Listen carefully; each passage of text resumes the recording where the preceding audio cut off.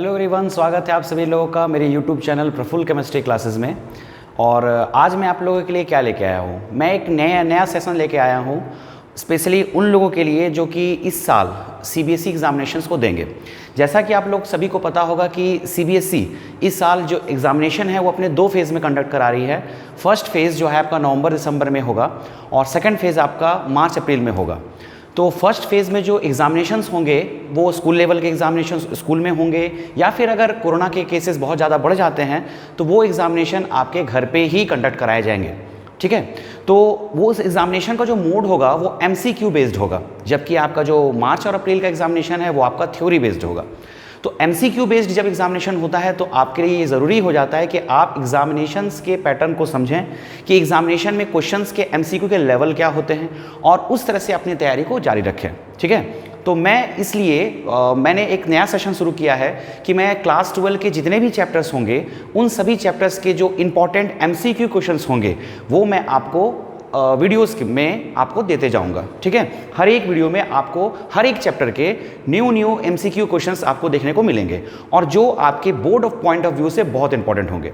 ये सिर्फ आपके सीबीएसई एग्जामिनेशंस के लिए ही वैलिड नहीं है, ऐसा नहीं कि अब सीबीएसई एग्जामिनेशंस के लिए ही काम करेगा, बल्कि आप स्टेट लेवल के एग्जामिनेशंस अगर आप दे रहे हैं, जो बोर्ड एग्जामिनेशन होंगे स्टेट लेवल के, जैसे कि Jharkhand board, Bihar board, Orissa board या कोई भी स्टेट लेवल के जो एग्जामिनेशंस होते हैं बोर्ड एग्जामिनेशंस, उनमें भी ये काम आएंगे, बहुत काम आएंगे।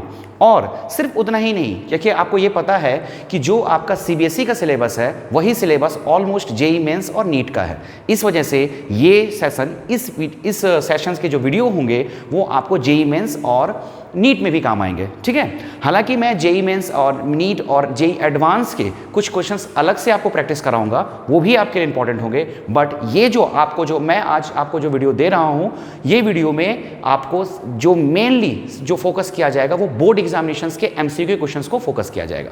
ठीक है, तो आप लोग वीडियो को जितना हो सके शेयर कीजिएगा अपने दोस्तों को और वो सभी स्टूडेंट्स को जो इस बार बोर्ड एग्जामिनेशंस को दे रहे हैं। जो मेरे ऑफलाइन क्लासेस कर रहे हैं उनके लिए तो ये वीडियो देखना ही देखना है, उनको तो ये करना ही है। साथ साथ आप इस वीडियो को जितना हो सके शेयर कीजिए, क्योंकि ये बहुत इंपॉर्टेंट होने वाला है आपके लिए, क्योंकि ये आपके बोर्ड एग्जामिनेशन को टारगेट करता है। ठीक है, तो आज मैं जो स्टार्ट करूंगा वो एमसीक्यू क्वेश्चंस जो स्टार्ट करूंगा वो फर्स्ट चैप्टर का एमसीक्यू क्वेश्चन से स्टार्ट करूंगा, जिसका नाम है आपका सॉलिड स्टेट। बहुत इंपॉर्टेंट है, आपको पता है सॉलिड स्टेट चैप्टर का भी वेटेज एग्जामिनेशन में अच्छा होता है। और मैं जो क्वेश्चंस करा रहा हूं वो आपके सीबीएसई और झारखंड बोर्ड या बिहार बोर्ड या जितने भी स्टेट लेवल बोर्ड को फोकस करेंगे। ठीक है, तो वीडियो को स्टार्ट करते हैं। मैं रिक्वेस्ट करूंगा कि ये वीडियो को आप जितना हो सके शेयर कीजिए, लाइक कमेंट सब्सक्राइब कीजिएगा। अगर चैनल को सब्सक्राइब नहीं किए हैं तो प्लीज़ चैनल को सब्सक्राइब भी कीजिए और वीडियो को शेयर कीजिएगा। ठीक है, तो स्टार्ट करता हूँ। जो आपका जो चैप्टर है सॉलिड स्टेट चैप्टर के, मैंने कुछ एमसीक्यू क्वेश्चंस को है ना कलेक्ट किया है और उसको मैं एक एक करके डील करूंगा। देखिए, एमसीक्यू क्वेश्चंस तो आपके लिमिटेड होंगे। आपके मन में क्वेश्चन आ रहा होगा, सर आप कितने एमसीक्यू क्वेश्चन करा दीजिएगा? ठीक है, 20, 25, 30, 50, इतने, तो क्या इतने ही क्वेश्चंस एग्जामिनेशन में आ जाएंगे? देखिए, एमसीक्यू क्वेश्चंस का क्या होता है कि एमसीक्यू क्वेश्चंस डायरेक्ट आपके एग्जामिनेशन में जो मैं कराऊंगा कोई जरूरी नहीं कि वही आए। ठीक है, लेकिन जब मैं एमसीक्यू क्वेश्चंस कराऊंगा तो हर क्वेश्चन एक पैटर्न जनरेट करता है, मतलब हर क्वेश्चन में आपको एक पैटर्न समझ में आएगा। ठीक है, यही आपको जेईई मेंस और एडवांस और नीट में भी होता है। क्वेश्चन सिर्फ क्वेश्चंस नहीं होते हैं, एक ऑब्जेक्टिव क्वेश्चन या एक एमसीक्यू क्वेश्चन आपको सिर्फ एक एमसीक्यू क्वेश्चंस नहीं होते हैं, वो ऑब्जेक्टिव क्वेश्चन या एमसीक्यू क्वेश्चन एक पैटर्न आपको बताता है कि एग्जामिनेशन में इस टॉपिक से इस पैटर्न के क्वेश्चन आते हैं। तो जब मैं क्वेश्चन को डील करूंगा, क्वेश्चन के आंसर को डील करूंगा तो वो आपको पैटर्न भी समझ में आएगा। ठीक है, तो इसलिए ध्यान से देखिएगा, हर एक एमसीक्यू एक पैटर्न होता है और मैं एक्सप्लेनेशन के साथ उस एमसीक्यू को डील करूंगा। ठीक है, चलिए तो फर्स्ट क्वेश्चंस पे मैं आता हूं। मैंने क्वेश्चंस को कलेक्ट किया है, आपके स्क्रीन पे क्वेश्चंस डिस्प्ले हो जाएंगे, इसलिए आपको सिर्फ और देखना है और समझना है। देखिए, जब आपके स्क्रीन पे क्वेश्चंस आएंगे तो आप वीडियो को पॉज करके ट्राई कीजिएगा उसको बनाने का। ठीक है, और आप देखिएगा बनाने पहले ट्राई कर लीजिएगा, वीडियो को पॉज करके देख लीजिएगा कि इसका आंसर ये है। जब मैं बताऊंगा तो आप उसको मैच कर लीजिएगा कि आपका आंसर सही हुआ या गलत, और लास्ट में अपने स्कोर को कमेंट में जरूर बताइएगा कि आपका स्कोर कितना आया। ठीक है, ऑनेस्टी के साथ अपना स्कोर बताइएगा। ठीक है, चलिए तो फर्स्ट क्वेश्चन आपका ये है, which of the following is an amorphous solid. ठीक है, फर्स्ट क्वेश्चन ये है कि इनमें से कौन सा सॉलिड एमॉर्फस सॉलिड है। देखिए, जैसा कि आपको पता होगा कि सॉलिड दो तरह का होता है, एक होता है आपका क्रिस्टलाइन सॉलिड और एक होता है एमॉर्फस सॉलिड। ठीक है, एमॉर्फस सॉलिड, ये आपका बहुत इंपॉर्टेंट शुरुआत इसी चैप्टर का इसी टॉपिक से होता है। क्रिस्टलाइन सॉलिड ट्रू सॉलिड होता है, जो रियल सॉलिड होता है वो आपका क्रिस्टलाइन सॉलिड है। जैसे कोई भी मेटल ले लीजिए, डायमंड ले लीजिए, NaCl ले लीजिए, ठीक है, H2O का क्रिस्टल ले लीजिए, ये सब आपका ट्रू सॉलिड है, जो लगे कि एक सॉलिड है। और जो सॉलिड का बेसिक प्रॉपर्टीज होता है ये सारा बेसिक प्रॉपर्टीज को फॉलो करता है। कुछ एक्सेप्शंस होते हैं मगर ऑलमोस्ट सारे बेसिक प्रॉपर्टीज जैसे हार्डनेस हो गया, रिजिडनेस हो गया, है ना, कंडक्टिविटी हो गया, ये सारे प्रॉपर्टीज को ऑलमोस्ट फेवर करता है क्रिस्टलाइन सॉलिड। और एमॉर्फस सॉलिड होते भी सॉलिड नहीं है, सॉलिड का सारा प्रॉपर्टी शो नहीं करता है, जैसे रबर हो गया, ग्लास हो गया, या फिर आपका प्लास्टिक हो गया, ये सब हो गया आपका एमॉर्फस सॉलिड। तो यहाँ आप 4 ऑप्शंस दिए हुए हैं, आपको ये बताना है कि इनमें से कौन एमॉर्फस सॉलिड है। Graphite, quartz glass, chrome alum और सिलिकॉन कार्बाइड, ठीक है, ये आपका 4 ऑप्शन है। तो देखिए ग्रेफाइट जो होता है ये आपके लिए इंपॉर्टेंट है। ग्रेफाइट आपका क्रिस्टलाइन सॉलिड के अंदर आता है। क्रिस्टलाइन भी आपका 4 टाइप का होता है। कितने टाइप का? 4 टाइप का। पहला होता है मॉलिक्यूलर, दूसरा होता है आयनिक, तीसरा होता है मेटेलिक और चौथा होता है कोवलेंट। कोवलेंट को ही आप नेटवर्क भी बोलते हैं, ठीक है। तो ग्रेफाइट जो होता है आपका कोवलेंट या नेटवर्क सॉलिड के अंदर आता है, ठीक है। तो ये तो आपका क्रिस्टलाइन सॉलिड हो गया। दूसरा है आपका क्वार्ज ग्लास। मैंने आपको जस्ट भी बताया, ठीक है, कि ग्लास, फाइबर और प्लास्टिक ये सब एमॉर्फस सॉलिड के अंदर आता है, ठीक है। तो आपको आंसर मिल गया होगा कि इसका आंसर होगा क्वार्ज ग्लास। ऐसे क्रोम एलम ही एक ऑप्शन है। तो क्रोम एलम क्या होता है मैं आपको बता देता हूं। क्रोम एलम का फॉर्मूला होता है KCrSO4(2). ये होता है क्रोम एलम का फॉर्मूला, ठीक है। ये क्रोम एलम है और ये आपका लेदर के टैनिंग में यूज होता है। तो क्रोम एलम आपका एक तरह का क्रिस्टलाइन सॉलिड के अंदर आयनिक सॉलिड में आता है। और लास्ट है आपका सिलिकॉन कार्बाइड। सिलिकॉन कार्बाइड भी आपका नेटवर्क या कोवलेंट सॉलिड में आता है, यानी कि इसका आंसर होगा क्वार्ज ग्लास, ठीक है। चलिए सेकंड क्वेश्चन में आता हूं। विच of the following is network solid. देखिए एक क्वेश्चन पकड़ने से आपको थोड़ा सा बेसिक आइडिया इन सभी के बारे में हो गया, तो फायदा यहां पर आएगा। इनमें से कौन एक नेटवर्क सॉलिड है? देखिए नेटवर्क सॉलिड कहां है? यहां पर है। तो इसके लिए आपको कम से कम 2 एग्जांपल इसका आप जरूर याद रखिएगा, क्योंकि दोनों बहुत पॉपुलर है। एक मैंने अभी जस्ट आपको बताया ग्रेफाइट, और एक होता है आपका डायमंड। डायमंड जो होता है वो एक नेटवर्क सॉलिड है, ठीक है। तो डायमंड आपका हो गया नेटवर्क सॉलिड। इसमें ऑप्शंस हैं SO2। SO2 जो है आपका मॉलिक्यूलर सॉलिड में आता है। उसके बाद है आयोडीन। आयोडीन भी आपका मॉलिक्यूलर सॉलिड में आता है। डायमंड आ गया आपका कोवलेंट सॉलिड या नेटवर्क सॉलिड। और एक है H2O आइस, ये भी आपका मॉलिक्यूलर सॉलिड में आता है, ठीक है। तो इसका आंसर हो गया डायमंड का भी, डायमंड हो गया इसका ऑप्शन नंबर 2, ठीक है। ऑप्शन नंबर C2 का C, ठीक है। चलिए थर्ड क्वेश्चन में आता हूँ। Graphite is a good conductor of electricity due to presence of. देखिए ग्रेफाइट जो है आपका किस में आता है? Covalent solid. और इन सॉलिड्स में कोवलेंट इसलिए कहा जाता है क्योंकि इनके जो भी कंस्टिट्यूएंट एटम्स होते हैं, ठीक है, जो भी इनके कंस्टिट्यूएंट एटम्स होते हैं, कंस्टिट्यूएंट एटम्स का मतलब जिनसे ये बने होते हैं। ग्रेफाइट आपका कार्बन से बना होता है, डायमंड भी आपका कार्बन से बना होता है। सब एक दूसरे से कोवलेंट बॉन्ड बना करके बैठता है और ये बॉन्ड बहुत ही स्ट्रांग होता है, ठीक है। इसलिए आपको पता होगा डायमंड बहुत स्ट्रांग होता है। लेकिन ग्रेफाइट आपका वीक होता है, कमजोर होता है और सॉफ्ट होता है। और दूसरी बात ये कंडक्टर भी होता है, जबकि डायमंड आपका इंसुलेटर होता है, हार्ड होता है। जबकि ग्रेफाइट जो है गुड कंडक्टर ऑफ इलेक्ट्रिसिटी होता है और आपका हार्ड नहीं, सॉफ्ट होता है। ऐसा क्यों? क्योंकि मैं आप ऑफलाइन क्लासेस में ये बताता हूँ आपको कि ग्रेफाइट का जो है लेयर्ड स्ट्रक्चर होता है, लेयर्ड, ठीक है। अलग अलग लेयर में ग्रेफाइट जुड़ा होता है। जैसे ये देखिए, मान लिए ग्रेफाइट का ये कार्बन है, ठीक है। ये कार्बन अपने ही ग्रुप में ये 3 बॉन्ड बनाता है, ठीक है। अपने ही लेयर में, ये फर्स्ट लेयर हुआ ग्रेफाइट का, ये 3 कार्बन से जुड़ा हुआ है, 1 2 3, ठीक है। लेकिन चौथा जो बॉन्ड होता है, आपको पता है कार्बन 4 बॉन्ड बनाता है। चौथा बॉन्ड के लिए ये दूसरे लेयर का हेल्प लेता है, मतलब दूसरे लेयर के कार्बन के साथ जुड़ा होता है। और ये जब दूसरे लेयर के कार्बन के साथ जुड़ा होता है तो ये बॉन्ड का लेंथ ज़्यादा होता है, और बॉन्ड का लेंथ ज़्यादा होगा तो बॉन्ड कमजोर होगा, और जब बॉन्ड कमजोर होगा तो ये बॉन्ड बहुत जल्दी टूट जाएगा, और जब बॉन्ड टूटेगा तो क्या बनेगा? Electrons, free electrons. और फ्री इलेक्ट्रॉन्स की वजह से इसमें करंट पास करता है। तो ग्रेफाइट में करंट पास इसलिए करता है क्योंकि जो चौथा बॉन्ड बनाता है वो कमजोर बॉन्ड होता है, उसका लेंथ बहुत ज़्यादा होता है, और वो इलेक्ट्रॉन बहुत जल्दी फ्री हो जाता है। इलेक्ट्रॉन फ्री होने से करंट पास करेगा। तो कोई भी चीज़ का एक बात कॉमन सेंस मैं आपको बता देता हूं, कोई भी चीज़ करंट इसलिए पास करता है क्योंकि इसके पास फ्री इलेक्ट्रॉन्स होते हैं। तो ग्रेफाइट के पास इसलिए करंट पास करता है क्योंकि ग्रेफाइट के पास फ्री इलेक्ट्रॉन्स होंगे, इसलिए इसका ऑप्शन नंबर होगा B, फ्री वैलेंस इलेक्ट्रॉन्स, ठीक है। क्वेश्चन नंबर 3 हो गया आपका, 3 का B होगा। फोर्थ क्वेश्चन क्या है? Which of the following oxides behave as conductor और इंसुलेटर डिपेंडिंग अपॉन टेम्परेचर। ये बहुत इंपॉर्टेंट क्वेश्चन है, ठीक है। मतलब आपको क्वेश्चन में ये कह रहा है कि एक इनमें से कौन सा सॉलिड कंडक्टर और इंसुलेटर दोनों होगा depending upon the temperature, temperature पर डिपेंड होगा, तो इसका ऑप्शन होगा आपका TiO3। ठीक है, अब आप बोलिएगा सर आपने डायरेक्ट बता दिया, इसमें क्या है, देखिए TiO3 कुछ एग्जांपल्स आपको याद करना पड़ता है। टाइटेनियम का ऑक्साइड है, ये कंडक्टर और इंसुलेटर दोनों की तरह काम करता है। अब आप बोलिएगा कि दोनों की तरह काम कैसे कर सकता होगा सर, TiO3 क्या करता क्या है। देखिए कंडक्टर में आप लोग जैसे कि अगर आपने बैंड थ्योरी पढ़ा है तो आपको यह पता होगा कि कंडक्टर में जो वैलेंस बैंड होता है और क्या बोलते हैं कंडक्शन बैंड होता है, वो एक दूसरे के ऊपर ओवरलैप्ड होते हैं। ये आपका कंडक्शन बैंड है और ये वैलेंस बैंड है। ठीक है, और इंसुलेटर में जो होता है कंडक्शन बैंड और वैलेंस बैंड के बीच में बहुत बड़ा गैप होता है। ठीक है, ये आपका कंडक्शन बैंड और वैलेंस बैंड। ठीक, और नॉर्मली कोई भी करंट तभी पास करेगा किसी सॉलिड से जब इलेक्ट्रॉन वैलेंस बैंड से कंडक्शन बैंड में इजीली मूव कर पाए। तो आपको पता है कि वैलेंस बैंड से कंडक्शन बैंड में कंडक्टर में पास करना बहुत आसान होता है, जबकि इंसुलेटर में वैलेंस बैंड से कंडक्शन बैंड में इलेक्ट्रॉन को पास करने में दिक्कत होता है। ये बात समझ में आ गया। ठीक है, यहाँ तक तो समझ में आ गया। अब TiO3 का एक स्पेशल केस क्या है कि इसका जो वैलेंस बैंड है और कंडक्शन बैंड है ये फ्लक्चुएट करता है, मतलब ये वैलेंस बैंड और कंडक्शन बैंड के बीच में जो गैप है ये घटता बढ़ता रहता है अगर टेम्परेचर चेंज कर दिया जाए तो। टेम्परेचर चेंज करने पर ये दोनों गैप चेंज होते रहेगा। अब आप बताइए जब टेम्परेचर आपने मान ली चेंज किया और ये वैलेंस बैंड कंडक्शन बैंड बहुत दूर चला गया, ठीक है, तो ये किसकी तरह काम करेगा, इंसुलेटर की तरह काम करेगा।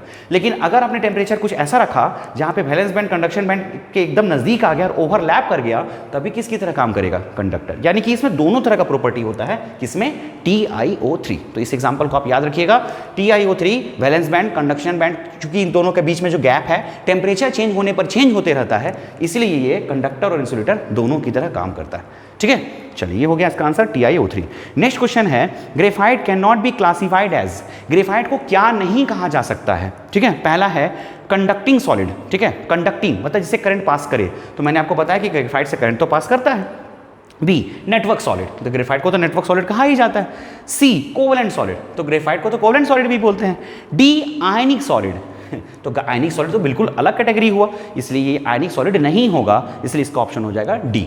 ठीक है, देखिए मैंने आपको ये कॉन्सेप्ट दिया, देखिए इस पर कितने क्वेश्चंस मिल रहे हैं आपको, इसीलिए कहा जाता है कि क्वेश्चंस जो है आपके जो MCQ क्वेश्चंस होते हैं वो पैटर्न बताते हैं और पैटर्न से आप बहुत सारे क्वेश्चंस को बना सकते हैं। ठीक है, चलिए क्वेश्चन नंबर 6 क्या है आपका, मैं इतना मिटा देता हूं पहले।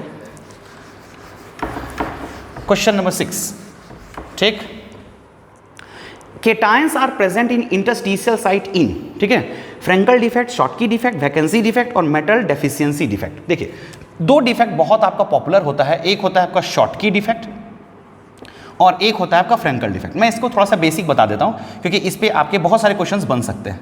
ठीक है, शॉटकी और फ्रेंकल, तो होता क्या है इसमें कि शॉटकी में क्या होता है, जैसे ये केटायन है आपका एनायन, फिर केटायन, ये एनायन, फिर केटायन, सॉरी यहाँ एनायन होगा, anion cation anion cation, cation anion cation anion, alternate पे होता है, plus minus plus minus minus plus minus plus plus minus plus minus. ठीक है, तो शॉटकी में होता क्या है कि ये आपका लैटिस साइट है, इस जगह को लैटिस साइट कहते हैं। यहाँ से इक्वल नंबर ऑफ केटायन और एनायन अपने लैटिस साइट से बाहर निकल जाएंगे, एक केटायन भी बाहर निकल गया, एक एनायन भी बाहर निकल गया, इक्वल नंबर में, बराबर नंबर में अगर लैटिस साइट से केटायन एनायन निकल जाए तो ऐसे डिफेक्ट को बोला जाता है शॉटकी डिफेक्ट। और जनरली ये अल्कली मेटल आपको किसको बोलते हैं पता होगा आपको, lithium, sodium, potassium, caesium, rubidium, caesium और फ्रांसियम, इसके जो हैलाइड्स होते हैं, हैलाइड्स मतलब क्लोराइड, फ्लोराइड, ब्रोमाइड, आयोडाइड, इनमें ये डिफेक्ट देखा जाता है, शॉटकी डिफेक्ट। ठीक है, ये हो गया आपका Schottky defect. Equal number of cation anion lattice site से बाहर निकल जाएगा, और जब equal number of cation anion से बाहर निकल जाएगा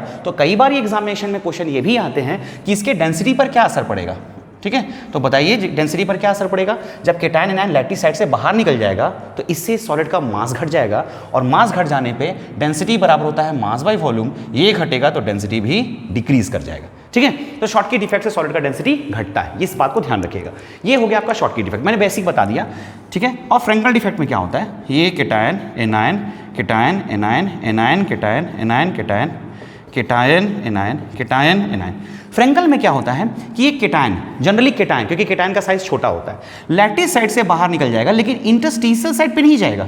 ठीक है, लैटिस साइट से निकलने के बाद लैटिस साइट से निकलने के बाद बाहर नहीं जाएगा, वो इंटरस्टिशियल साइट में ही मंडराएगा, मतलब इधर ही मंडराएगा। ठीक है, तो इस तरह के डिफेक्ट को बोला जाता है फ्रेंकल डिफेक्ट। लैटिस साइट से निकला और इस जगह पे चला गया, इस जगह को हम लोग इंटरस्टिशियल साइट कहा जाता है। ये आपका कहलाएगा लैटिस साइट, और इस जगह को बोलते हैं इंटरस्टिशियल साइट। तो लैटिस साइट से केटायन निकला लेकिन बाहर नहीं गया, कहाँ चला गया? इंटरस्टिशियल साइट पे आ गया, तो वैसे डिफेक्ट को कहा जाएगा फ्रेंकल डिफेक्ट। अब बताइए क्या इससे डेंसिटी पर क्या असर पड़ना चाहिए?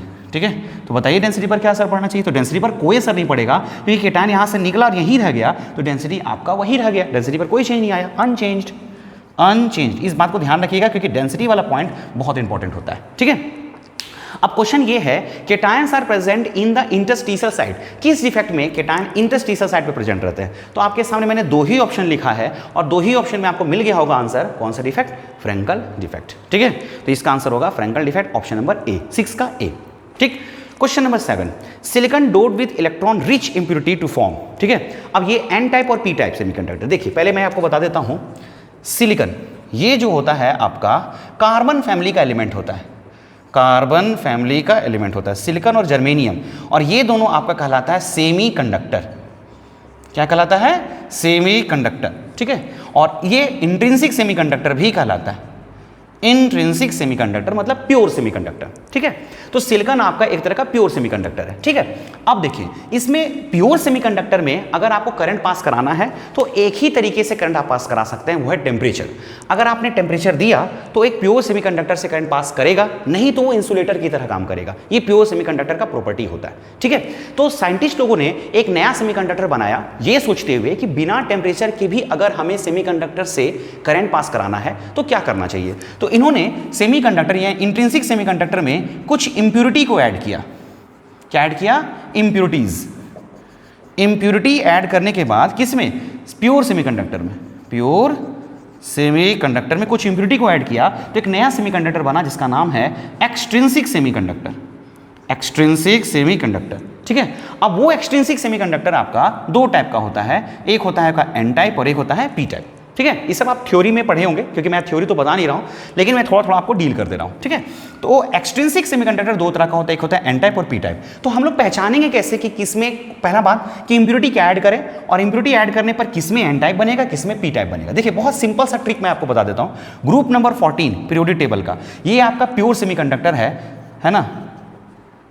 इसका ट्रिक अगर आप लोगों ने पीरियोडिक टेबल पढ़ा होगा तो आपने ये ट्रिक पढ़ा होगा, कहे शिवजी सुनो पार्वती। इसका ट्रिक याद करिएगा, कहे शिवजी सुनो पार्वती। इसी में आपका ग्रुप नंबर 14 पीरियोडिक टेबल में ये आपका प्योर सेमीकंडक्टर आता है। इसके बाहरी सेल में 4 इलेक्ट्रॉन होते हैं।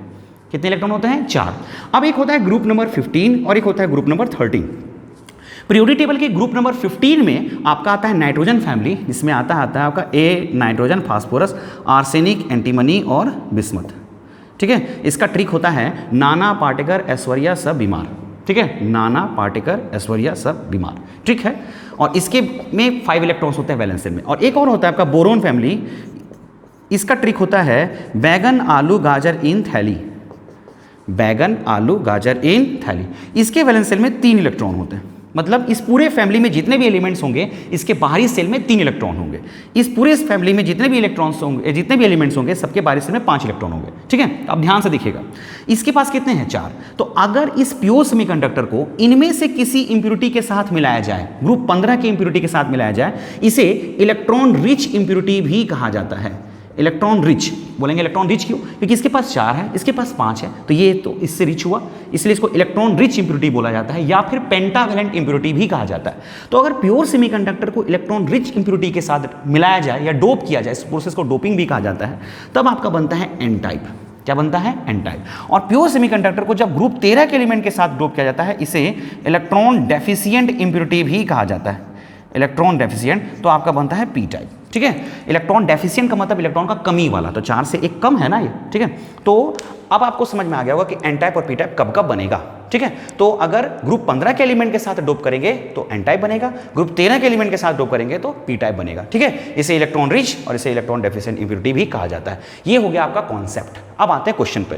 क्वेश्चन ये है कि silicon doped with n type, silicon doped with electron rich impurity, अगर सिलिकॉन को इलेक्ट्रॉन रिच इंप्योरिटी के साथ डोप किया जाए तो कौन सा सेमीकंडक्टर बनता है? तो आंसर क्या होगा आपका? N type. अगर इलेक्ट्रॉन डेफिशिएंट बोलते हैं तो क्या होता है? P type. कभी कभी क्या होता है कि आपको ये नहीं बोलेगा इलेक्ट्रॉन रिच इंप्योरिटी, बोलेगा कि सिलिकॉन को अगर फास्फोरस के साथ डोप करेंगे तब क्या बनेगा। तो इतना आपको ट्रिक याद रखना है। ये इसमें से कोई भी मिला तो एन टाइप, इसमें से कोई भी मिला तो पी टाइप। ठीक है, चलिए क्वेश्चन नंबर 7 हो गया आपका। Question number 8, the percentage of empty space in BCC arrangement is. देखिए आप लोगों ने एक टॉपिक पढ़ा होगा, ठीक है, मैं मिटाते जाता हूं। आप लोगों ने एक टॉपिक पढ़ा होगा, कौन सा टॉपिक? ये पैकिंग एफिशिएंसी। पैकिंग एफिशिएंसी, ये पैकिंग एफिशिएंसी क्या बताता है? ये पैकिंग एफिशिएंसी बताता है कि सिंपल क्यूबिक हो, चाहे बीसीसी हो, चाहे एफसीसी हो, ये तीनों आप लोग जानते होंगे।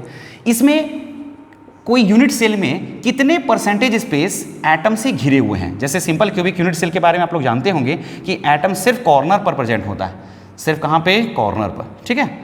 8 कॉर्नर है, 8 कॉर्नर पर एटम प्रेजेंट है। तो क्या ये बॉक्स का या यूनिट सेल का सारा पार्ट को ही ऑक्यूपाई कर रहा होगा? बिल्कुल नहीं, कुछ पार्ट को ही ऑक्यूपाई कर रहा होगा और कुछ पार्ट आपका इसमें खाली भी होगा। तो एक सिंपल क्यूबिक यूनिट सेल में कितने परसेंटेज स्पेस एटम से घिरे हुए हैं, इसे कहा जाता है पैकिंग एफिशिएंसी। तो ये वैल्यू आप लोग याद रखिएगा। सिंपल क्यूबिक का होता है 52.4%, बीसीसी का होता है आपका 68% और एफसीसी का होता है आपका 74%। ये हमेशा याद रखिएगा वैल्यू। ये प्रूफ भी होता है लेकिन एमसीक्यू में आप लोगों को प्रूफ करना नहीं है, ये वैल्यू आपको याद रखना है, ठीक है। ये हो गया पैकिंग एफिशिएंसी, मतलब इतने परसेंटेज स्पेस एटम ने घेर के रखा है। तो आप बताइए, कभी कभी एग्जामिनेशन में पैकिंग एफिशिएंसी पूछ लेता है, लेकिन कभी कभी एग्जामिनेशन में एम्प्टी स्पेस पूछता है, एम्प्टी स्पेस, कि इसमें खाली जगह कितना है। तो जब भी आपको एम्प्टी स्पेस पूछे तो कॉमन सी बात है 100 में से 52.4, मतलब 100 में से पैकिंग एफिशिएंसी को अगर माइनस कर देंगे तो एम्प्टी स्पेस निकल जाएगा। तो एम्प्टी स्पेस का फॉर्मूला हो गया 100 माइनस पैकिंग एफिशिएंसी, ठीक है। आप निकाल सकते हैं। तो आपसे पूछा है कि बीसीसी में एम्प्टी स्पेस कितने होंगे बीसीसी में, तो 100 माइनस बीसीसी का पैकिंग फ्रैक्शन कितना? 68, यानी कि 32%, ठीक है। आपने इसमें से किसी से भी पूछ सकता है, तो आप लोग इसको नोट कर लीजिएगा कि किसी से भी पूछ सकता है। तो आपको देखिए क्वेश्चन एक है लेकिन आपको कॉन्सेप्ट सबका मिल रहा है, ठीक है। चलिए question number 9, the correct order of packing efficiency in different space. देखिए फिर से वही टाइप का क्वेश्चन, मतलब ये बहुत इंपॉर्टेंट क्वेश्चन। मैंने आपको कहा सबसे मतलब करेक्ट ऑर्डर कौन है पैकिंग एफिशिएंसी का, मतलब सबसे ज़्यादा पैकिंग एफिशिएंसी किसका और सबसे कम किसका है। तो आप बताइए सबसे ज़्यादा पैकिंग एफिशिएंसी किसका है? एफसीसी का, फिर बीसीसी का, फिर सिंपल क्यूबिक का, यानी कि ऑप्शन नंबर आपका बी होगा, 9 का बी, ठीक है। चलिए क्वेश्चन नंबर 10 पे आते हैं। Which of the following is also known as dislocation defect. Dislocation defect किसे कहा जाता है? अब आप बोलेंगे हो सकता है आप लोगों ने ऑफलाइन भी क्लासेस में मैंने आपको बताया नहीं था, जिसे मैं ऑफलाइन क्लासेस कराता हूं। डिसलोकेशन इफेक्ट किसे कहते हैं? देखिए जब कोई एक ऐसा एटम अपने जगह से दूसरी जगह पे चला जाए, जैसे मैं इस रूम में बैठा हुआ हूँ, चेयर पे बैठा हुआ हूँ, चेयर से उठ के कहीं, मतलब चेयर से उठ के रूम से बाहर नहीं जा रहा हूँ, कहीं दूसरी जगह पे आ गया, तो इस चीज को कहा जाता है डिसलोकेशन डिफेक्ट, ठीक है। तो यहाँ ऑप्शन ये है फ्रैंकल, शॉटकी, नॉन स्टॉक्यूमेट्री और सिंपल इंटरस्टिशियल डिफेक्ट को किसे कहा जाता है? Dislocation defect. तो देखिए आप लोग के सामने भी शॉटकी और फ्रैंकल बना हुआ है, इसमें बताइए इसमें तो डिसलोकेशन नहीं हुआ ना, इसमें केटायन एनायन तो बाहर चला गया, लेकिन इसमें केटायन लैटिस साइड से इंटरस्टिशियल साइड पे चला गया, यानी कि ये अपना लोकेशन को लूज किया है, इसलिए इसे कहा जाता है डिसलोकेशन डिफेक्ट, यानी कि इसका ऑप्शन होगा A Frenkel defect which shows dislocation defect, ठीक है। क्वेश्चन नंबर 10 का ए होगा, ठीक।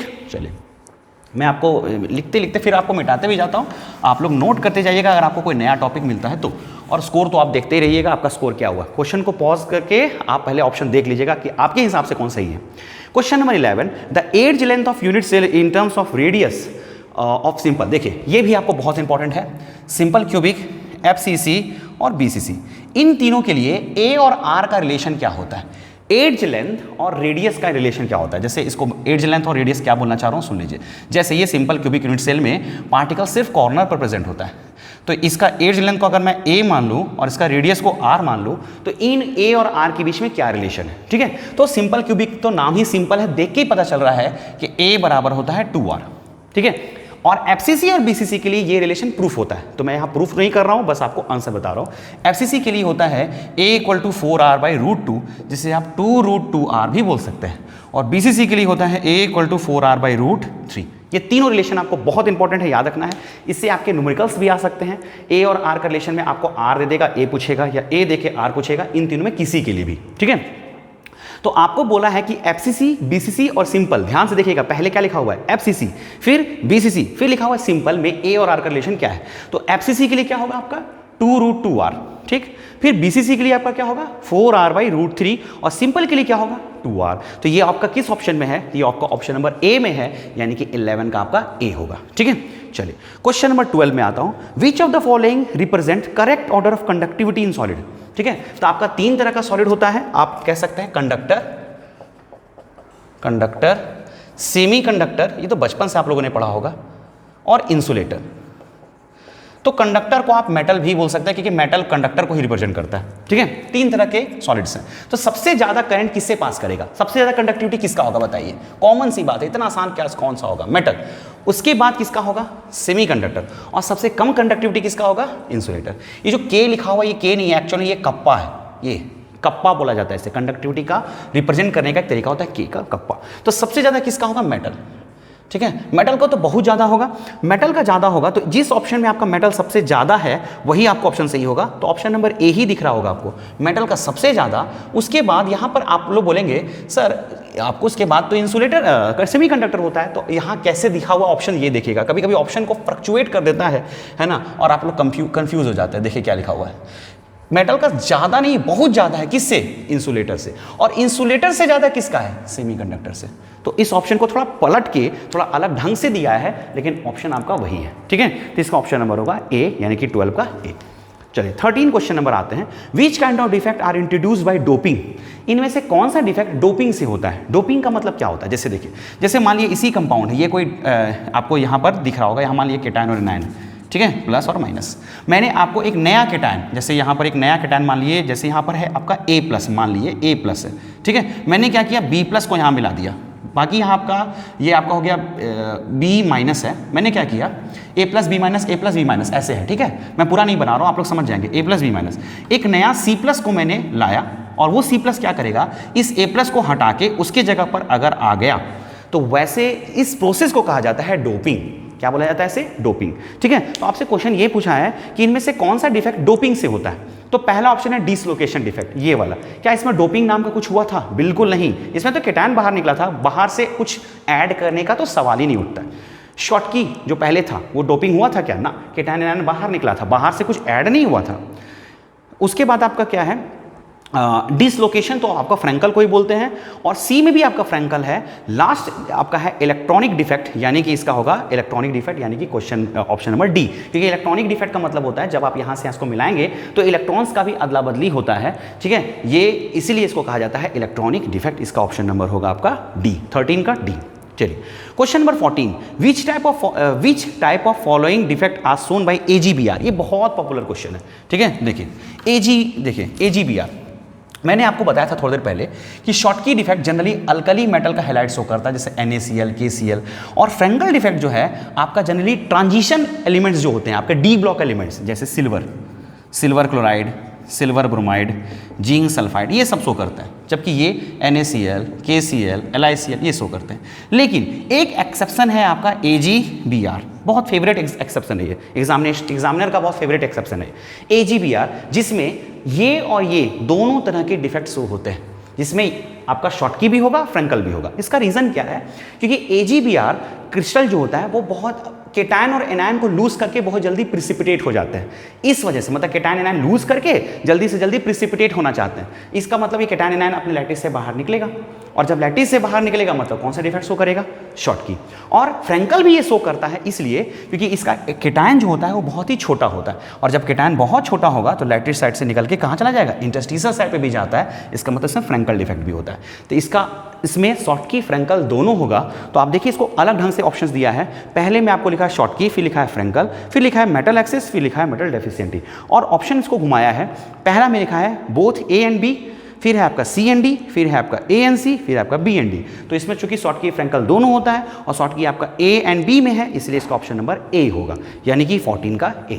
ठीक है, चलिए क्वेश्चन नंबर 15 में आते हैं। Which of the following oxide shows electrical properties like metal. इनमें से कौन सा ऑक्साइड जो है मेटल की तरह इलेक्ट्रिकल प्रॉपर्टीज शो करता है। ठीक है, मेटल की तरह इलेक्ट्रिकल प्रॉपर्टीज शो करता है, इनमें से कौन सा ऑक्साइड।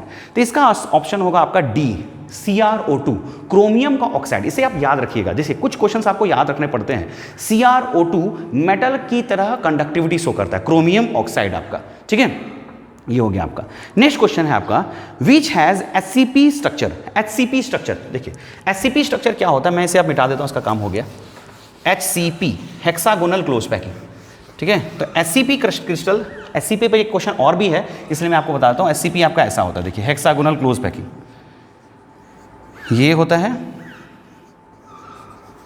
SCP में आपका 3 लेयर है, ये आपका first layer, second layer, third layer, ठीक है। SCP स्ट्रक्चर ऐसे होता है, ये एक्चुअल में इसके ऊपर रखाता है और ये इसके ऊपर रखाता है, ठीक है। मतलब ये आपका फर्स्ट लेयर, इसके ऊपर ये रखाएगा और ये थर्ड लेयर सेकंड लेयर के ऊपर रखाएगा, ऐसे होता है SCP, ठीक है। जब ये इसके ऊपर रखाएगा तो ये एटम यहाँ आ जाता है, ये एटम यहाँ आ जाएगा और ये एटम यहाँ आ जाएगा, ठीक है। और बीच में यहाँ बनेगा टेट्राहेड्रल वॉइड। कौन सा void? Tetrahedral void. Tetrahedral void ऐसे बनता है, देखिए अगर कोई एटम 3 एटम ऐसे अरेंज है, उसके ऊपर अगर कोई एटम यहाँ आ जाता है तो बनता है यहाँ पे टेट्राहेड्रल वॉइड। तो ये संरचना, इस स्ट्रक्चर को हम लोग बोलते हैं HCP। तो आपको क्वेश्चन में यहाँ पर ये नहीं पूछा है, इसके बारे में डिटेल में कुछ नहीं पूछा, बस इतना पूछा है कि इनमें से कौन सा क्रिस्टल HCP बनाता है, NaCl, CaCl, जिंक और रुबिडियम क्लोराइड, ठीक है। तो इसका ऑप्शन होगा आपका जिंक, Zn। ऐसे भी आप देखिए, अगर आप जो तुक्का लगाते हैं, अगर आप तुक्का भी लगाएंगे तो आपको लग रहा हो कि 3 ऑप्शंस तो एक जैसा है, हेलाइड हेलाइड हेलाइड, लेकिन जिंक आपका कुछ अलग ढंग का है, मेटल है और मेटल में generally close packed structure, hexagonal close packed structure ज़्यादा होता है, इसलिए इसका ऑप्शन होगा HCP, ठीक है। यानी कि क्वेश्चन नंबर 16 का C होगा आंसर, ठीक है। अब आते हैं क्वेश्चन नंबर 17 पे। देखिए 17 भी अपने आप में एक बहुत बड़े पैटर्न को जनरेट करता है। देखिए क्रिस्टल सिस्टम है ना, टोटल 7 तरह के क्रिस्टल सिस्टम होते हैं, ठीक है। आपके स्क्रीन पे ये डिस्प्ले हो जाएगा, टोटल 7 तरह के क्रिस्टल सिस्टम आपको दिख रहे होंगे स्क्रीन पे, ठीक है। आपका इसमें आता है आपका सिंपल क्यूबिक, फिर आता है आपका टेट्रागोनल, फिर आता है आपका ऑर्थोरोम्बिक, फिर ट्राइगोनल, फिर ट्राइक्लिनिक, फिर हेक्सागोनल और मोनोक्लिनिक। 7 तरह के क्रिस्टल सिस्टम होते हैं, सबके अपने अपने पैरामीटर्स होते हैं, ठीक है। जैसे क्यूबिक का आपको मिल रहा होगा A = B = C, alpha beta gamma 90 degree, ठीक है। उसी तरह से आपको हर एक सॉलिड के आपके पैरामीटर्स आपके स्क्रीन पे दिख रहे होंगे। टेट्रागोनल का A = B ≠ C, फिर अल्फा बीटा गामा 90 डिग्री। तो आपको ये याद रखने होंगे, 7 क्रिस्टल के पैरामीटर्स को आपको याद रखने होंगे। कई बार आपको रटना नहीं पड़ता, आप खुद थोड़ा बहुत ट्रिक देखिए कि कुछ ऐसा चीज़ पकड़िए जिसको आपको याद रखने में आसानी होगा। तो आपको अगर क्लास में ये पढ़ाया गया होगा तो आपको ये समझ में आता होगा कि कैसा क्या बोलना चाह रहा है। तो क्वेश्चन में ये आपको बहुत इंपॉर्टेंट है, इस टेबल से क्वेश्चंस आपके एग्जामिनेशन में बहुत बार आते हैं। क्वेश्चन में ये है कि इनमें से कौन सा टेट्रागोनल क्रिस्टल सिस्टम का ये आपका ये है पैरामीटर्स है।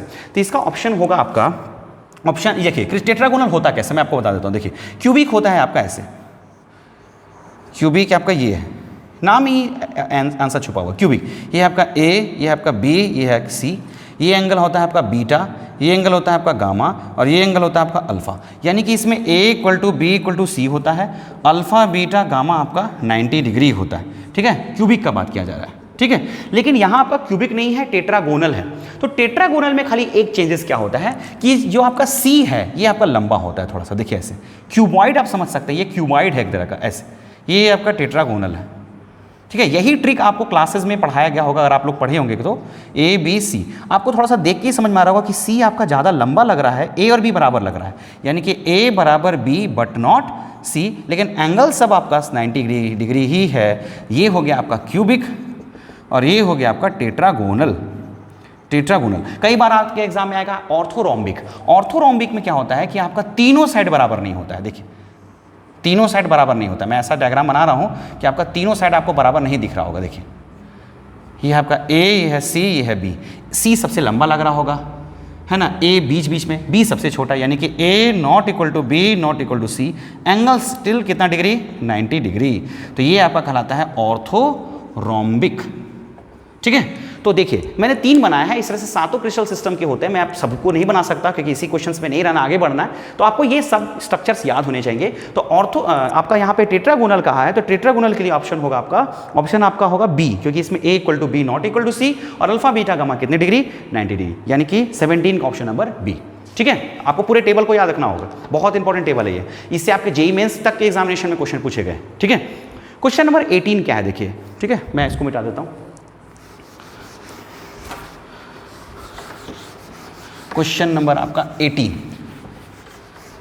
क्वेश्चन नंबर 18 में क्या है देखिए, हाँ एक आता है आपका फॉर्मूला ऑफ कंपाउंड नाम का टॉपिक, ये भी बहुत इंपॉर्टेंट है, फॉर्मूला ऑफ कंपाउंड, ठीक है। इसमें एक फॉर्मूला मैं आपको बता रहा हूँ, NC/8 NF/2 NE/4 NB/1। इससे मतलब अगर आपको इसमें क्या होगा, इस तरह के क्वेश्चंस में आपको कोई कंपाउंड में जितने भी एटम्स होंगे उन एटम का आपको पोजीशन बताएगा। मतलब एक कंपाउंड के अंदर ए बी सी 3 एलिमेंट है, ए आपका कॉर्नर पे है, बी आपका यहाँ है, सी आपका यहाँ है, तो बताओ फॉर्मूला क्या होगा। ऐसे क्वेश्चंस आपके पूछे जाते हैं, ठीक है। तो ये है आपका फॉर्मूला, ठीक है, जहाँ पे एनसी का मतलब होता है नंबर ऑफ कॉर्नर। तो एक यूनिट सेल में कितने कॉर्नर होते हैं, आपके एक रूम में कितने कॉर्नर होंगे, तो 8, ठीक है। एनएफ का मतलब होता है नंबर ऑफ फेसेस, एक यूनिट सेल में या एक रूम में कितने फेस होते हैं, तो एक यूनिट सेल में 6 फेस होते हैं। देखिए मैं आपको यहाँ पर थोड़ा हल्का सा डेप्थ में बता देता हूँ, ठीक है। देखिए ये आपके कॉर्नर्स हो गए, कितने कॉर्नर्स है बताइए, तो 8, तो 8 कॉर्नर हो गए। फेसेस कितने, इसको फेसेस बोलते हैं। देखिए एक इधर साइड, एक इधर साइड, 2, एक ऊपर, 3, एक नीचे, 4, सामने पीछे, कितने फेसेस हो गए, 6। एडजेस आपके 12 होते हैं, इसको एडजेस कहा जाता है, किनारे, इसको आप गिनिए, टोटल 12 एडजेस होंगे, ठीक है, ठीक है। और बॉडी सेंटर, एनबी मतलब होता है बॉडी सेंटर, जो कि सिर्फ एक होता है, वो हो गया नंबर 1। तो ये आपका बहुत इंपॉर्टेंट फॉर्मूला है, इसे फॉर्मूला ऑफ कंपाउंड कहा जाता है। और इस तरह का फॉर्मूला ऑफ कंपाउंड वाला क्वेश्चन आपके एग्जामिनेशन में बहुत बार पूछ सकता है, ठीक है। तो चलिए इसमें क्वेश्चंस क्या है, देखिए क्वेश्चन ये है कि कंपाउंड में 3 एलिमेंट से मिलकर बना हुआ है, जहां पे W located at corner, W कहाँ है, कॉर्नर पे। तो W कॉर्नर पर है, चूंकि आपके एग्जाम, ये आपका थ्योरी एग्जाम नहीं है, इसलिए आपको कुछ लिखना नहीं है, सीधे आप क्या लिखेगा, W आपका कॉर्नर पर है, तो सीधे सबका नंबर ऑफ एटम लिखते जाइए। तो W कहाँ है, कॉर्नर, तो W कॉर्नर यानी कि NC/8 यानी कि 8/8 यानी कि W हो गया आपका 1, ठीक है। दूसरा क्या कहा है, O आपका कहाँ है, एजेस पर, एजेस यानी कि यहाँ, तो एजेस होता है कितना, 12, 12/4, 12/4 यानी कि 3। और Na सोडियम आपका कहाँ प्रेजेंट है, सोडियम आपका centre of cube, centre of cube यानी कि बॉडी सेंटर पर, यानी कि 1/1 यानी कि 1। तो Na हो गया 1, है ना, W हो गया आपका 1 और O हो गया 3, इसलिए फॉर्मूला हो जाएगा NaWO3 यानी कि ऑप्शन आपका होगा B, तो 18 का B होगा, ठीक है। अब इस तरह से इस क्वेश्चन को बहुत, इस पे बहुत क्वेश्चंस बन सकते हैं, तो आप ये फॉर्मूला को ध्यान रखिएगा, इस पे बहुत सारे क्वेश्चंस बन सकते हैं। तो इसी तरह से घुमा घुमा के क्वेश्चन पूछे जाते हैं, ठीक है। Question number 19, total number of lattice arrangement in different types of crystal, है ना, टोटल कितने तरह के लैटिस अरेंजमेंट होते हैं, है ना। तो देखिए एक टर्म भी आता है इसमें, ब्रेविस लैटिस, ब्रेविस लैटिस। तो याद रखिएगा ब्रेविस लैटिस जो होता है टोटल 14 टाइप्स के होते हैं, ठीक है। तो कितने टाइप के अरेंजमेंट हो सकते हैं, तो इसी को ब्रेविस लैटिस कहा जाता है, 3 डायमेंशनल अरेंजमेंट है। तो एक ब्रेविस नाम का एक मैथमेटिशियन थे, जिन्होंने सारे क्रिस्टल स्ट्रक्चर का स्ट्रक्चर बनाया था, जितने भी क्रिस्टल सिस्टम होते हैं कितने टाइप्स के हो सकते हैं उन्होंने बनाया था, और टोटल 14 आता है, इसलिए इसका आंसर होगा 14। तो ऑप्शन नंबर इसमें होगा D, 19 का 14, ठीक है। Question number 20, density of crystal system is given by, ठीक है। डेंसिटी का फॉर्मूला क्या होता है, तो देखिए डेंसिटी का फॉर्मूला होता है एक्चुअल में Z × M/A³ × Na। इस पे आप लोगों ने न्यूमेरिकल बहुत बनाया होगा अगर आपने ऑफलाइन क्लासेस किया है तो, ठीक है।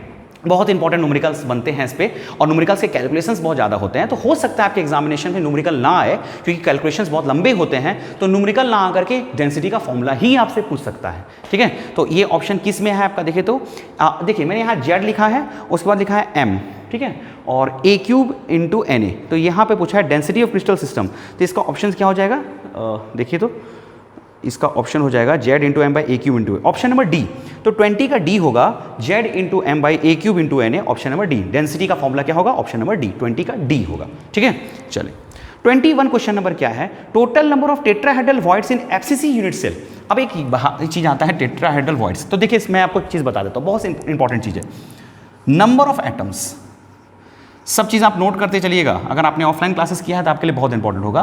Number of atoms, simple cubic में नंबर ऑफ एटम होता है 1, BCC में होता है आपका नंबर ऑफ एटम 2, और FCC में नंबर ऑफ एटम होता है आपका 4, ठीक है। ये आपको समझ में आया, ये भी कभी एग्जाम में पूछ देता है नंबर ऑफ एटम्स कितने होते हैं। अब आपसे पूछा है कि FCC में टेट्राहेड्रल वॉइड्स कितने होते हैं, तो देखिए ध्यान रखिएगा, टेट्राहेड्रल वॉइड्स जब भी आपको निकालना है टेट्राहेड्रल वॉइड्स, तो वो नंबर ऑफ एटम्स का डबल होता है, नंबर ऑफ एटम्स का क्या होता है, डबल, ठीक है। और ऑक्टाहेड्रल वॉइड जब भी पूछेगा तो वो नंबर ऑफ एटम्स के इक्वल होता है, नंबर ऑफ एटम्स इक्वल, ठीक है। तो आपसे पूछ रहा है कि FCC में नंबर ऑफ टेट्राहेड्रल वॉइड्स कितने होंगे, तो FCC में नंबर ऑफ एटम्स कितने होते हैं, 4, तो टेट्राहेड्रल वॉइड कितना होगा, क्योंकि 4 का डबल कह रहा है, यानी कि 4 दूनी 8, इसका होगा 8। अगर आपसे पूछता है कि FCC में ऑक्टाहेड्रल वॉइड्स कितने होंगे, ऑक्टाहेड्रल वॉइड्स, तो जितना आपका नंबर ऑफ एटम्स है उतने ही ऑक्टाहेड्रल वॉइड होंगे, यानी कि आपका 4 ही होता। इस तरह से आपका BCC के लिए पूछ सकता है, BCC के लिए टेट्राहेड्रल वॉइड्स कितने होंगे, तो 2 दूनी 4, BCC के लिए ऑक्टाहेड्रल वॉइड कितने होंगे, तो 2 ही होंगे, ठीक है। सिंपल क्यूबिक के लिए टेट्राहेड्रल बॉन्ड्स कितने होंगे? तो 1 गुना 2 यानी कि 2, और ऑक्टाहेड्रल बॉन्ड्स कितने होंगे? तो 1 ही होंगे। समझ में आया? तो ये आपके एग्जामिनेशंस में ये वाला क्वेश्चन भी आ सकता है। ठीक है, कॉन्सेप्ट आपको मिल गया। Next question 22, which of the following is true about value of refractive index in A quartz glass. ये क्वेश्चन को बहुत ट्विस्ट करके आपको दिया हुआ है। ठीक है, देखिए मैं आपको बता रहा हूँ कॉन्सेप्ट, ध्यान से देखिएगा। मैंने आपको शुरुआत में बताया 2 तरह के सॉलिड होते हैं, एक होता है आपका क्रिस्टलाइन और एक होता है आपका एमोर्फस। इन दोनों का एक और प्रॉपर्टी है। ठीक है, क्रिस्टलाइन एन आइसोट्रोपिक नेचर का होता है और एमोर्फस आइसोट्रोपिक नेचर का होता है। अब ये एनाइसोट्रोपिक क्या होता है? देखिए, मान लीजिए कोई सॉलिड है, ठीक है, इसके अंदर पार्टिकल्स का अरेंजमेंट आपको पता है कि क्रिस्टलाइन सॉलिड के अंदर पार्टिकल का एक फिक्स अरेंजमेंट होता है, इसलिए तो ये ट्रू सॉलिड होता है, हार्ड होता है। जबकि एमोर्फस सॉलिड का कोई ट्रू स्ट्रक्चर नहीं होता है, पार्टिकल्स जहां तहां अरेंजमेंट होते हैं। ठीक है, तो एनाइसोट्रोपिक क्या है? जब किसी सॉलिड का कुछ प्रॉपर्टीज जैसे कि रिफ्रैक्टिव इंडेक्स हो गया, रिफ्रैक्टिव इंडेक्स, या फिर आपका आ गया रेजिस्टिविटी हो गया, कुछ फिजिकल प्रॉपर्टी, जब किसी सॉलिड का कोई फिजिकल प्रॉपर्टी जैसे रिफ्रैक्टिव इंडेक्स, रेजिस्टिविटी को आप अलग अलग डायरेक्शन से मेजर करें, अलग अलग डायरेक्शन से मेजर करें और सेम वैल्यू आए, ठीक है, सॉरी, अगर अलग अलग डायरेक्शन से मेजर करें और सेम वैल्यू नहीं आए, तब इसे कहा जाता है एन आइसोट्रोपिक। ठीक है, मतलब अगर इधर से मेजर किया, इधर से मेजर किया और वैल्यू सेम नहीं आ रहा है, तब इसको आप क्या बोलिएगा? Anisotropic. लेकिन आप कहीं से भी मेजर करें, ठीक है, अगर प्रॉपर्टीज आपका एक जैसा है, सेम प्रॉपर्टी आए, सेम प्रॉपर्टी आए, किन चीज़ों का? रिफ्रैक्टिव इंडेक्स, रेजिस्टिविटी, ये सब प्रॉपर्टीज़ को अगर आप इस सॉलिड का रेजिस्टिविटी निकालना चाहते हैं और इस सॉलिड का भी रेजिस्टिविटी निकालना चाहते हैं, आपने अलग अलग डायरेक्शन से मेजर किया और सेम वैल्यू आया, तब इसे कहा जाएगा आइसोट्रोपिक। और आपका एमोर्फस होता है आइसोट्रोपिक, जबकि क्रिस्टलाइन सॉलिड होता है आपका एनाइसोट्रोपिक। इसका मतलब इस सॉलिड का अगर आप ये सब प्रॉपर्टी मेजर करना चाहें अलग अलग डायरेक्शन से, तो सेम वैल्यू नहीं आएगा, अलग अलग वैल्यू आया। मतलब इधर से आया मान लीजिए 1.5, इधर से आएगा आपका 1.8, इधर से आएगा 1.9, तो सेम वैल्यू नहीं आया। जबकि इधर से इस सॉलिड के लिए आप कहीं से भी रिफ्रैक्टिव इंडेक्स, रेजिस्टिविटी मेंटेन कीजिएगा, मेजर कीजिएगा, तो हर जगह से वैल्यू ऑलमोस्ट आपका सेम आएगा, 1.8, 1.79 ऐसे आएगा। तो इसे कहा जाएगा आइसोट्रोपिक और इसे कहा जाएगा एनाइसोट्रोपिक। आइसो का मतलब सेम, एनाइसोट्रोपिक का मतलब जो सेम ना हो। ठीक है, तो आपके बार क्वेश्चन में इसमें पूछा है कि ग्लास के लिए अगर ग्लास का रिफ्रैक्टिव इंडेक्स अलग अलग डायरेक्शन से मेजर किया जाए तो क्या होगा? तो ग्लास आपका क्रिस्टलाइन है कि एमोर्फस? एमोर्फस। और एमोर्फस कैसा होता है? आइसोट्रोपिक, यानी कि सेम प्रॉपर्टी। तो इसका ऑप्शन क्या होगा? सेम इन ऑल डायरेक्शन, यानी कि 22 का होगा ए, आपका 22 का ए। ठीक है, चलिए 23, which of the following is not true? इनमें से कौन ट्रू नहीं है? Paramagnetic substance are weakly attracted by magnetic field, ferromagnetic substance cannot be magnetized permanently, the domain in anti-ferromagnetic substance are opposite oriented with respect to each other, pairing of electron cancel them their magnetic moment in diamagnetic substance। देखिए, तो देखिए इसमें आपको ये पता है, ये भी बहुत इंपॉर्टेंट है आपके लिए, 5 तरह के सब्सटेंस होते हैं मैग्नेटिक प्रॉपर्टी के बेसिस पे। एक होता है आपका डायमैग्नेटिक, एक होता है आपका पैरामैग्नेटिक, एक होता है आपका फेरोमैग्नेटिक, एक आता है आपका एंटी फेरोमैग्नेटिक और एक होता है आपका फेरीमैग्नेटिक। ठीक है, ऐसा सब्सटेंस मैग्नेट से दूर भागेगा, ध्यान रखिएगा, ऐसा सब्सटेंस मैग्नेट से अट्रैक्ट होगा। ये सब्सटेंस भी मैग्नेट से अट्रैक्ट होता है, लेकिन ये इतना अट्रैक्ट हो जाता है कि ये परमानेंट मैग्नेट बन जाता है, परमानेंट मैग्नेट। इस बारे में जान लीजिएगा। और इसका जो मैग्नेटिक डोमेन होता है, मैग्नेटिक मोमेंट होता है, मैग्नेटिक मोमेंट जो है वो जनरेट होता है जब इसको मैग्नेट के पास रखा जाता है। सारा मैग्नेटिक मोमेंट सेम डायरेक्शन में होगा, मैग्नेटिक फील्ड की तरफ होगा। किसमें? फेरो में। और एंटी फेरो में क्या होगा? इसमें भी मैग्नेटिक मोमेंट जनरेट होता है, लेकिन पैरेलल और एंटी पैरेलल दोनों डायरेक्शन में। और जब दोनों डायरेक्शन में मैग्नेटिक मोमेंट जनरेट होगा तो इसका नेट मैग्नेटिक मोमेंट होता है 0। और फेरीमैग्नेटिक सब्सटेंस में जो मैग्नेटिक मोमेंट होता है वो दोनों डायरेक्शन में जरूर होता है, लेकिन इक्वल नंबर में नहीं होता है, इसलिए मैग्नेटिक मोमेंट इसका 0 नहीं होता है, मैग्नेटिक मोमेंट इसका लेस होता है, जबकि इसका मैग्नेटिक मोमेंट पूरे सॉलिड में सबसे ज़्यादा होता है। ये 5 पॉइंट को आप हमेशा याद रखिएगा। ठीक है, हमेशा। आप इस पर क्वेश्चन कैसे घुमा रहा है देखिए। पहला ऑप्शन क्या है कि paramagnetic substance are weakly attracted by magnetic field, ये मैग्नेटिक फील्ड में अट्रैक्ट होता है, बिल्कुल सही ऑप्शन। ऑप्शन नंबर बी नहीं, सी देखिए पहले, the domains in antiferromagnetic substance are opposite oriented with respect to each other. Antiferromagnetic में डोमेन अपोजिट ओरिएंटेड है, बिल्कुल सही ऑप्शन। उसके बाद है pairing of electron cancel their magnetic moment in diamagnetic substance. Diamagnetic substance में आप लोग ये भी और एक बात, ये मैग्नेट से दूर और ये मैग्नेट से अट्रैक्ट क्यों होता है? क्योंकि इसके पास अनपेयर्ड इलेक्ट्रॉन नहीं होते हैं, पेयर्ड इलेक्ट्रॉन होते हैं, जबकि फेरोमैग्नेटिक पैरामैग्नेटिक सब्सटेंस के पास अनपेयर्ड इलेक्ट्रॉन होते हैं। इसको कहा जाता है अनपेयर्ड और इसे कहा जाता है पेयर्ड। ठीक है। तो ऑप्शन नंबर डी है कि डायमैग्नेटिक सब्सटेंस इसका मैग्नेटिक मोमेंट जीरो इसलिए होता है क्योंकि इसके पास अनपेयर्ड इलेक्ट्रॉन नहीं होते हैं, सारे इलेक्ट्रॉन पेयर्ड हो जाते हैं, वही कैंसिल कर देते हैं। तो ये ऑप्शन भी आपका सही है। ऑप्शन नंबर बी क्या कह रहा है कि ferromagnetic substance can not be magnetize permanently, ferromagnetic substance को मैग्नेटाइज नहीं किया जा सकता है परमानेंटली। गलत ऑप्शन, क्योंकि फेरोमैग्नेटिक सब्सटेंस आपका परमानेंट मैग्नेट ही होता है, ठीक है। इसलिए ऑप्शन नंबर इसका होगा आपका कौन सा, बी। तो 23 का होगा बी। अब दो क्वेश्चंस और बच गए हैं, 24। विच of the following statement is not true about HCP, ठीक है। एचसीपी मैंने अभी जस्ट बताया था और मैंने इसे मिटा दिया गलती से, फिर से मैं बना देता हूं। एचसीपी आपका कैसा था, तो आपको मैंने बताया था फर्स्ट ऐसा लेयर होता है, देखिए ये फर्स्ट लेयर, सेकेंड लेयर आपका ऐसा होता है और थर्ड लेयर ऐसा होता है, ठीक है। और बीच में कौन सा वॉइड बनता है, मैंने आपको बताया था टेट्राहेड्रल वॉइड। अब पढ़ते हैं कि इनमें से कौन सा स्टेटमेंट एचसीपी के लिए गलत है।